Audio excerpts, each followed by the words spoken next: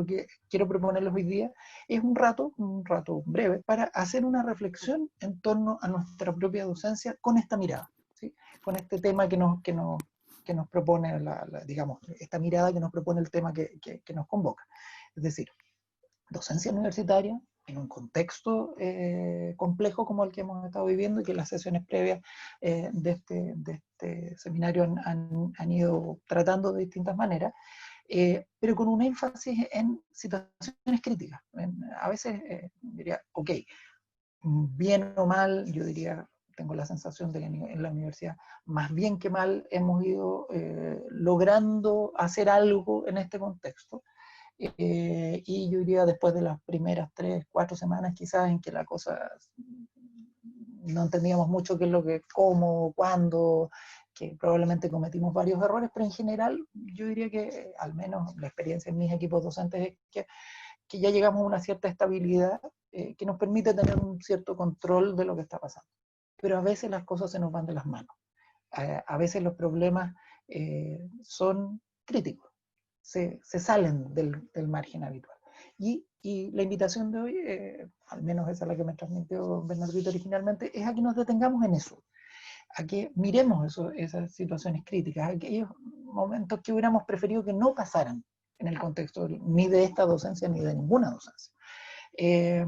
Y que a partir de la experiencia, a partir de lo que nos ha pasado, entonces podamos recuperar, podamos formular algunas pistas de trabajo que nos ayuden para lo que se viene. Sabemos que se nos viene un segundo semestre que en su gran mayoría, la mayor parte va a ser bien parecido a este, ahora solo con la diferencia de que no vamos a estar aprendiendo a usar el Zoom sobre la marcha, digamos.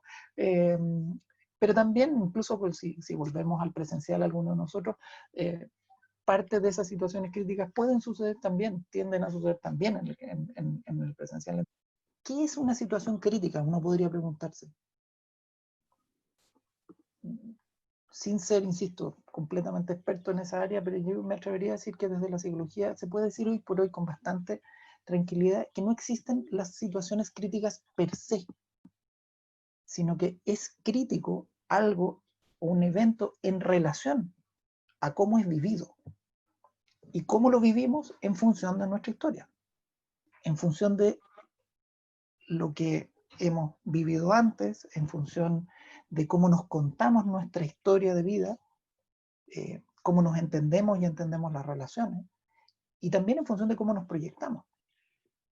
Y en ese sentido, dependiendo de cómo nos entendamos y cómo nos sintamos en relación al ser profesor, al ser docente universitario, y a nuestra docencia, va a haber variabilidad entre lo que es crítico para algunos y lo que es crítico para otros, pero evidentemente hay situaciones vitales que son límites. La muerte. Ahora estamos enfrentándonos mucho más directamente a la muerte. Y que tiene que ver con el no saber, el no controlar. Yo me atrevería a decir que en algún sentido, lo crítico, ¿qué hay de común en todas estas experiencias que hemos recolectado aquí? Es que están o directamente fuera de nuestro control o en el borde. Yo no sé si les pasa a ustedes, a mí me pasa que cuando tengo que dar calificaciones, en particular un curso grande, me estreso mucho, digamos, a propósito de cómo, de que sea un espacio, porque sé que es un espacio que está al borde, que puede reventarse en cualquier momento, la gente se puede enojar, se puede poner a llorar, pueden pasar cosas desagradables para mí en ese contexto. Entonces, lo que quiero proponerles como primera entrada a esta lectura es las situaciones críticas. ¿Qué pasaría si uno pudiera pensar que en general las situaciones críticas en docencia, al menos en docencia universitaria, tienen que ver con lo que está en el borde o directamente fuera de mi control? Al menos dentro de lo que yo percibo como mi control habitual. ¿Sí? Y entonces, ¿cómo podríamos pensar en conjunto a partir de cosas que hemos hecho, que hemos imaginado, que otros colegas sabemos que han hecho y les han funcionado. ¿Cómo podríamos entonces abordar o prepararnos para algo que parece estar fuera de toda preparación? Que parece estar fuera de nuestro control. Entonces, por lo tanto, es como que tiene que ver con el límite, con nuestros límites. En ese sentido, ¿qué tendrán de común aquellas estrategias que hemos puesto en marcha y que han funcionado y que nos han permitido avanzar en esos momentos críticos? Efectivamente, este nuevo formato nos pone precisamente en una situación para la cual tenemos poco manejo. Uno podría decir, siguiendo con esta imagen, esta hipótesis de que las situaciones críticas tienen que ver con ese límite, lo que está más allá, lo que está en el borde, es como si el borde lo hubieran corrido y nunca nos hubieran avisado.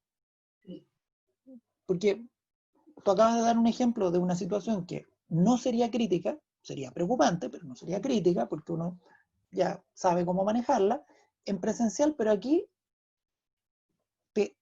te corrieron el límite, porque uno no sabe. Entonces, y en ese sentido, yo quería enfatizar, o sea, quería invitarlas a pensar que parte de esos ejemplos tienen que ver con la preocupación. Cuando estamos en el nivel de la muerte, real o simbólica, a veces los psicólogos somos bien dados a hablar de esto, pero la muerte simbólica, decimos, tiene que ver con los duelos, con cosas que ya no van a ser o que nunca fueron. Y que a veces son cosas súper sencillas, no sé, pues cuando uno se levanta un buen día a los 45 años y dice, oye, ¿sabes qué? Ya no voy a ser el guitarrista líder de una banda de rock. Y eso es una muerte, pues. O a veces uno dice, pucha, este año no va a salir el artículo Super Easy que yo quería que saliera. Eso también es una muerte. Y en docencia uno tiene esas muertes. Pero ahí uno podría decir, son situaciones críticas que tienen que ver con la pérdida. Y las emociones, si se fijan, son más bien emociones por el lado de la tristeza. ¿Sí? Pero yo quería, perdonen aquí, también jugando al psicólogo, destacar que otros de los ejemplos que ustedes plantearon, que recuperamos así rápidamente en este ejercicio sin preparación, tienen que ver con otro ámbito de emociones que llamamos típicamente negativas, y tienen que ver con la rabia. Fíjense cómo los ejemplos que ahí anoté, el de la honestidad académica, el de las, en particular ese, diría yo, pero en general tiene que ver, o el de las condiciones para el aprendizaje, tienen que ver con rabia, tienen que ver con la sensación de me siento engañada. ¿Cómo lo hacemos? ¿Qué podría servir en ese contexto? Yo sé que hablar de la rabia, sobre todo en Chile, es medio feo, ¿no? En general no hablamos de estar enojados. ¿Cómo lo hacemos? ¿Qué servirá? ¿Habrá algo de lo que hemos ido como destilando en el lado de la pena que pudiéramos traspasar y también usar para cuando las situaciones críticas más bien lo que nos generan es rabia o sus alrededores? Lo que les quiero sugerir, e insisto que creo que es consistente con lo que hemos conversado, son pistas en dos niveles. Yo diría como para cómo enfocar estas situaciones críticas. Una, que ya la hemos trabajado harto, la hemos conversado, la idea de este límite. Pero les quería agregar dos pistas ahí. Una, trabajar en equipo. Por una razón que tiene que ver con que el límite de uno no es lo mismo que el límite de varios. A veces podemos entre varios lo que para cada uno de nosotros es imposible. A veces porque sencillamente no se nos ocurre una idea. O a veces estoy tan enojado o tan triste, un poco maníaco depresivo, a veces bipolar. Entonces, y no logro encontrar un espacio y necesito ese otro. Hay otro que me ofrece y también yo se lo puedo ofrecer a otro. Entonces, trabajar en equipo tiene que ver con que se los quiero plantear como un criterio que tiene que ver en esta dimensión, personal, en esta dimensión de la docencia, con algo que recordar que enseñar es una tarea que nos queda grande, como dice ahí, y que hacerla entre varios no quiere decir que la vayamos a poder resolver, pero nos queda un poquito menos grande. Y en ese sentido creo que siempre es una buena pista.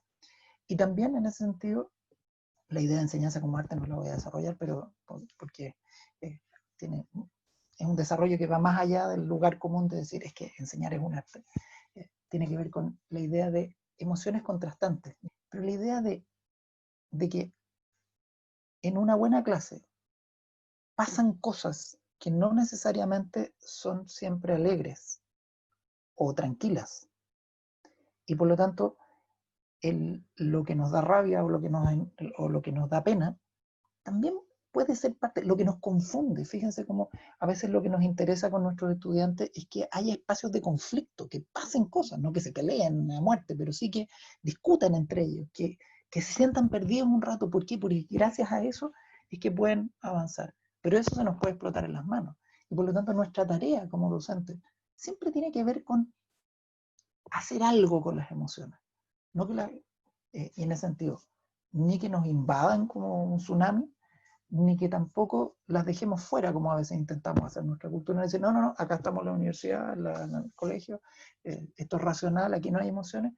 Y fíjense los ejemplos que hemos dado a propósito de cómo las emociones están metidas ahí todo el rato, con pandemia o sin pandemia.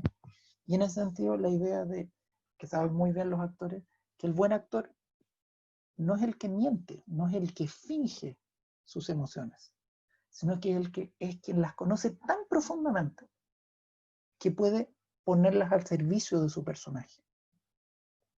Pero por eso mismo, el trabajo de la formación del actor es súper duro, porque tiene que ir para adentro, para adentro. Tiene que contactarse con sus grandes dolores, con sus grandes rabias, y también estar, por lo mismo, muy atento, como todos los artistas, a los grandes dolores, las grandes rabias, las grandes alegrías, las grandes satisfacciones de su gente. Entonces, si eso tiene sentido, si ser docente universitario tiene que ver con emociones y tiene que ver con ir para adentro con sus emociones, entonces hay algunas pistas que tienen que ver, y esto lo pueden ver, hay un montón de literatura sobre esto, y un enfoque tiene que ver con el de este señor Thomas Gordon, que es muy famoso, hacen cursos hasta el día de hoy, Gordon International, lo pueden buscar en YouTube, es muy divertido, pero tiene que ver con cómo resolver problemas. Y a propósito de lo que yo le decía a la Loreto que se tuvo que ir, él, por ejemplo, plantea que la resolución de problemas en relaciones humanas es ganar-ganar. Si no, no hay resolución de problemas. Si una de las dos partes dice, oye, ya, bueno, lo que sea, hagámoslo así, entonces esa no es una real solución. Ese problema lo único que estamos haciendo es encapsularlo para la próxima vuelta. Y la próxima vuelta con estos estudiantes o con la generación que vendrá. Si no soy capaz de resolver y encontrar una salida en la cual ganamos todos, aunque no ganemos todos, pero en que la solución de verdad nos deja tranquilos a todos, y eso puede tomar mucho rato de elaboración, y para eso hay técnicas, cómo conversar para lograr, pero si no me plantea el objetivo, me estoy haciendo trampa. Y no solo en el sentido de hacerle trampa al estudiante, ese es otro tema, me estoy haciendo trampa a mí mismo. Y en ese sentido, no estoy yendo en la profundidad. Si la solución entre comillas, no es una solución que a mí me deje tranquilo, me deje contento, entonces probablemente tiene pies de barro. La idea de los mensajes yo es también una técnica comunicacional. Tiene que ver con que cuando quiero decir algo que me molesta, lo digo en términos míos. Cuando tú haces tal cosa, en eso está el otro, a mí me pasa otra cosa. Esto. Cuando tú copias, yo me siento engañada. No te estoy diciendo que tú quieres engañarme, que es la manera comunicacional clásica. Y frente a la cual la otra persona, con toda honestidad, puede decir, no, pues si mi intención no era engañarte. Y entramos en un juego de suma cero, porque de ahí no podemos salir. En cambio, cuando el mensaje es desde yo no estoy diciendo, no me estoy metiendo con tus intenciones, solo quiero contarte que cuando tú haces esto, a mí me pasa esto otro. Y eso es un problema. Y con un poco de buena voluntad, en general, los seres humanos tendemos a querer involucrarnos en resolver esos problemas. Ese es el supuesto aquí. Y si uno ha trabajado esa buena voluntad, también funciona. Entonces, ahí hay una pista interesante, y la de la escucha activa, que es mucho más conocida. Y por último, no me voy a tener en todos los detalles, esta otra referencia, Marshall Rosenberg, que ha desarrollado todo un trabajo muy, muy grande a propósito de comunicación no violenta. Pero lo que quiero enfatizar, y eso quisiera, les propongo que, al menos por mi parte, cerrar con esto hoy día, es que la base de la comunicación no violenta no es la intención de no violentar. Nadie tiene la intención de violentar en últimas, ¿sí? Lo que le da solidez a las estrategias de comunicación violenta es el ejercicio de ir hacia adentro, de conocerse. Fíjense que en lo que está entre paréntesis en esta lámina hay títulos. La técnica dice observar sin evaluar, identificar y expresar sentimientos, asumir la responsabilidad de los propios sentimientos, peticiones conscientes. Muchas cosas se relacionan con lo que decíamos de Gordon. Pero todo esto uno lo puede usar, como se dice en buen chileno, de la boca para afuera, como una técnica, o uno puede hacer el ejercicio de darle solidez a esto. ¿Y cuál es esa solidez? Haciendo el ejercicio, observando, identificar los sentimientos, y para eso necesitamos muchas veces el lenguaje. No sabemos distinguir, decimos estoy enojado. Pero ¿cuál es? ¿Estoy enojado? ¿Estoy angustiado? ¿Tengo miedo? ¿Tengo rabia? ¿Tengo molestia? ¿Cuál es la diferencia entre todo esto? En esta sociedad, en esta cultura que vivimos chilena, en que no somos muy dados, no nos educan para el conflicto, muchas veces no tenemos ni lenguaje, no podemos ni distinguir entre una cosa y otra. Pero insisto, la invitación de estas tradiciones es a identificar los sentimientos en mí, las emociones en mí. Porque cuando las reconozco como mías, y no como algo que es del otro, entonces puedo hacer algo. Porque si soy yo el que se siente engañado cuando el otro copia, entonces la pregunta es mía. Y la pregunta es, desde ahí yo puedo elaborar. Y desde ahí yo puedo hacer un mensaje, una comunicación no violenta. Porque eso me permite asumir mi responsabilidad y además me permite pedir. ¿Sabes qué? Te estoy pidiendo que por favor no copies. Así de simple. Y podemos conversar por qué. Pero yo no me desaparezco. No te estoy pidiendo, o sea, un poco en relación a lo que decía Camila. Sí, te estoy pidiendo por la formación, por ti, qué sé yo, pero también te lo estoy pidiendo por mí. Yo tengo derecho a pedirte que no copies. Tú tienes derecho a pensar que no, pero yo tengo derecho a pedirte que no copies. Y reconocerse ese propio derecho hace que ya la conversación de ahí para adelante puede tomar muchas formas. Nos podemos poner creativos, podemos encontrar soluciones. Pero yo no me desaparezco. Y si yo no me desaparezco de la solución, entonces probablemente va a ser una solución que me deje de verdad contento. Y voy a estar suficientemente tranquilo para que esa solución también deje contento a mi contraparte. Esa es la pista, esa es la intuición.